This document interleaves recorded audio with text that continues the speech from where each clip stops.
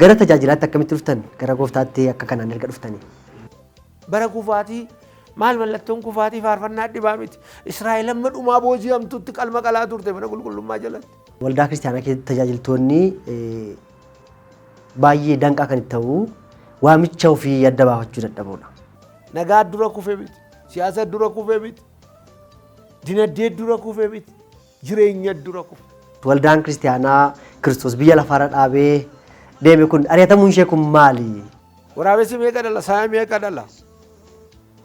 Keelloo tuufuu aramaan akkam guddata? Minaannoo akkami? Waan gaarii namoota qabantu dhiphachaa dhufa.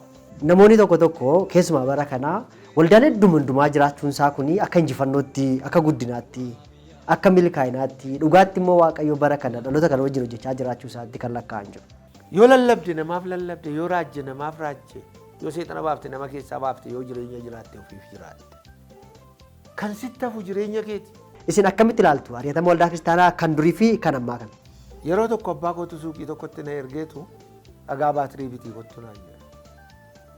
Dhagaa baatirii biteenii abbaan suuqii sanaa karameellaa tokko naa kenna.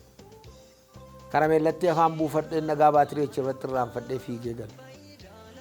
Yeroo mana ga'uu meerree dhagaan baatirii gaafa naan jedhan hin jirtu.